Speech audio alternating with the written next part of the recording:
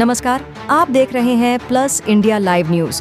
वर्ष 2020 में उमरगाम के पुनाट गांव में 6 साल की मासूम बच्ची के साथ दुष्कर्म के मामले में आरोपी सरोज लाल बहादुर साव गुप्ता को पोक्सो एक्ट की धारा 6 के तहत आजीवन कारावास की सजा सुनाई गई।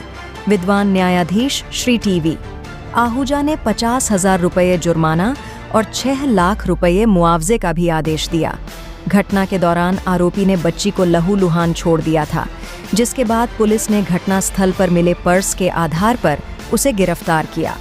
पुलिस ने इस मामले में सतर्कता के साथ हर साक्ष्य जमा किया ताकि आरोपी को बचने का कोई मौका न मिल सके।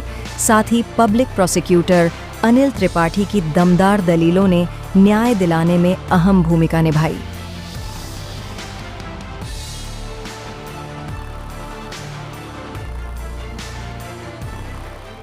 2020 मार्च 10 તારીખના રોજ એક ઉમરગામ પોલીસ સ્ટેશનમાં એક 6 વર્ષની સગીરા સાથે દુષ્કર્મની ફરિયાદ હકીકત એના માતા પિતા દ્વારા આપવામાં આવી હતી।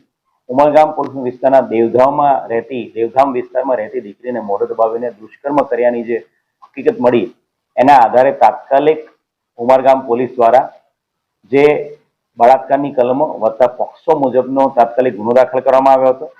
ગુનાની ગંભીરતાને ધ્યાને રાખીને આરોપીને પકડી પાડવા માટે તમામ ટીમો કાર્યરત કરવામાં આવી હતી અને આરોપી લાલુ ગુપ્તા એને પકડી પાડવામાં આવ્યો હતો।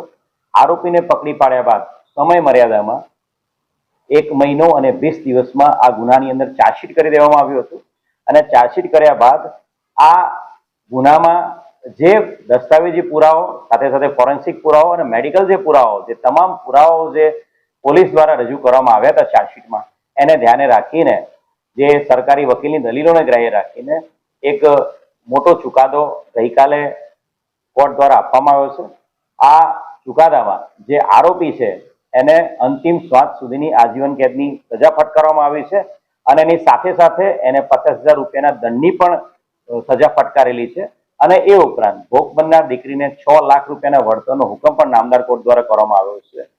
વલસાડ જિલ્લા પોલીસ દ્વારા એક પખવાડિયાની અંદર 15 દિવસની અંદર 3 મોટા સગીર વયની દીકરી સાથેના દુષ્કર્મના કેસોમાં આજીવન કેદની સજાના ચુકાદાઓ મેળવવામાં આવ્યા છે।